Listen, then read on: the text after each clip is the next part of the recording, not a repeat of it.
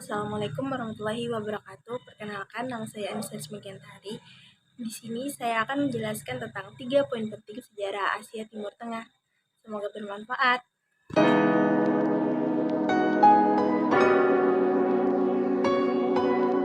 Poin yang pertama yaitu adalah mengapa sih negara di Timur Tengah itu terpecah belah. Nah, wilayah di Timur Tengah itu seperti yang kita ketahui mempunyai sumber daya alam dan sejarah peradaban yang begitu melimpah. Tetapi di balik itu semua, wilayah Timur Tengah lebih dikenal dengan dinamika politik yang memicu kejadiannya konflik.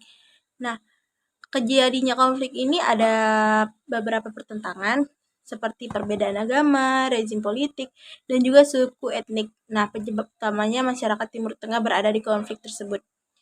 Nah, ada pula wilayah yang rawan akan terjadinya konflik itu seperti Iran, Mesir, Irak, Palestina, Israel, dan beberapa negara lainnya. Seperti yang saya jelaskan di pertama tadi, ada beberapa penyebab negara ini terpecah belah karena dipicu adanya perbedaan pendapat dalam memandang sesuatu hal, serta disebabkan oleh adanya dimensi sektarianisme. Nah, dimensi ini dipandang sebagai faktor utama dalam konflik negara-negara di Timur Tengah. Konflik di Timur Tengah ini pun beragam.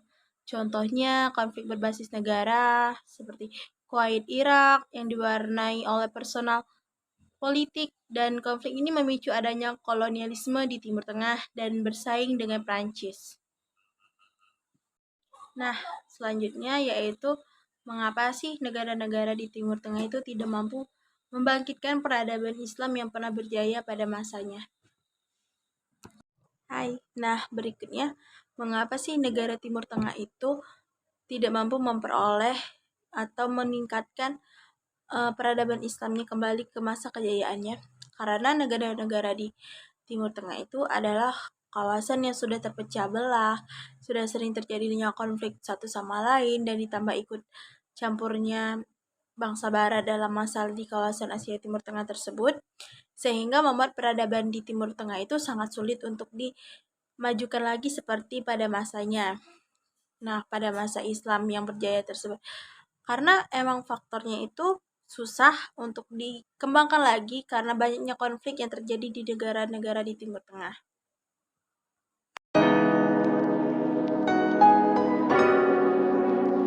Nah, yang kedua yaitu latar belakang terjadinya konflik di negara Timur Tengah dari bidang ekonomi dan sosial. Nah, dari bidang ini, meskipun negara-negara di Timur Tengah itu merupakan negara penghasil minyak terbesar di dunia dan dapat dibilang negara kaya karena sumber daya alamnya yang melimpah, namun korupsi terhadap sektor ekonomi politik ini serta angka pengangguran dan kemiskinan sangatlah tinggi. Nah, karena angka-angka pengangguran ini menjadi masalah yang sangat berat bagi rakyat di negara-negara di Timur Tengah. Nah, berikutnya dalam bidang politik. Kalau tadi sosial ekonomi dan sekarang politik. Nah, pada bidang politik ini, gelombang perlawanan rakyat yang dikenal dengan Arab Spring menjadi akibat kejenuhan dan kemuakan rakyat atas kekuasaan rezim yang ada di negara-negara di Timur Tengah, otoriter yang mengekang kebebasan serta tidak terpenuhinya hak-hak dan kewajiban yang kemanusiaan yang diharapkan rakyat maksudnya. Nah, dan tadi adalah contoh-contoh latar belakang terjadinya konflik di negara-negara di Timur Tengah, khususnya dari berbagai bidang, ada politik, sosial, dan ekonomi.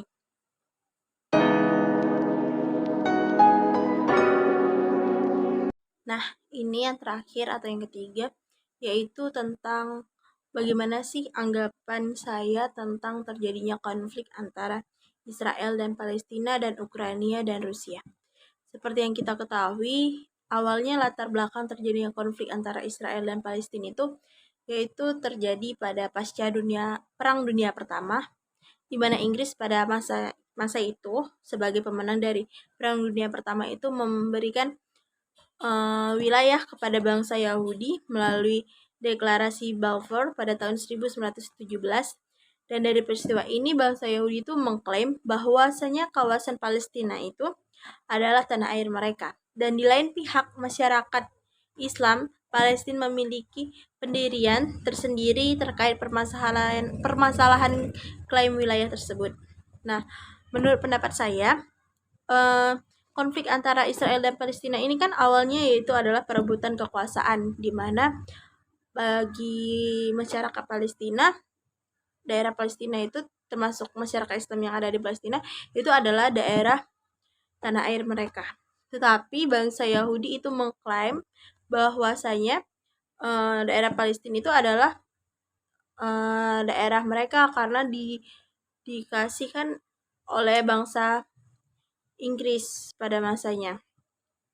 Nah, dari dari konflik antara Israel dan Palestina ini memakan banyaknya nyawa, korban jiwa, terus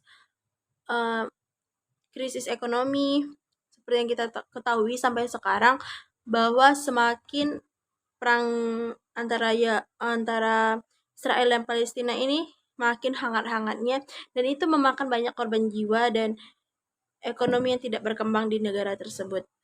Makanya konflik antara Israel dan Palestina ini sangat sulit untuk mencapai titik damainya, karena memang konflik antara dua negara ini memang sudah terjalin dengan lama, dan ini banyak sekali mendapatkan dampak yang sangat negatif dan kerugian, termasuk kerugian harta benda, nyawa seseorang, orang yang tidak bersalah menjadi korbannya.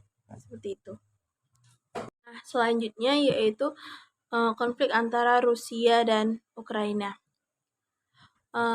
Seperti yang kita ketahui, latar belakang dari konflik Rusia dan Ukraina itu terjadi disebabkan keinginan Ukraina untuk bergabung dengan NATO.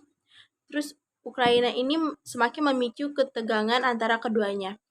Konflik ini kian memanas saat Presiden Putin mengakui kemerdekaan dua wilayah separatis pro-Rusia di Ukraina Timur. Nah, dari latar belakang ini kita ketahui bahwa Rusia dan Ukraina ini ada kecenderungan ke antara mau yang satunya bergabung, yang satunya pokoknya ada pro kontra, satunya mau bergabung dan satunya tidak. Nah, ini juga mengakibatkan adanya kerugian mungkin kerugian nyawa dan kerugian harta benda. Tetapi konflik antara Rusia dan Ukraina ini tidak terlalu hangat-hangatnya atau dibicarakan lebih luas seperti masyarakat luas, seperti konflik yang ada Israel dan Palestina, dan seluruh dunia tahu bahwa konflik itu tidak akan pernah selesai, seperti Israel dan Palestina tidak menemukan titik terang. Nah, jadi menurut saya konflik Rusia dan Ukraina ini juga sangat berpengaruh besar kepada dunia politik, ekonomi, kepada bangsa-bangsa yang ingin menyatukan negara-negara yang terkena konflik atau ada konflik tetapi belum bisa disatukan seperti Palestina dan Rusia. Terima kasih. Assalamualaikum warahmatullahi wabarakatuh. Semoga bermanfaat. And it goes a little something like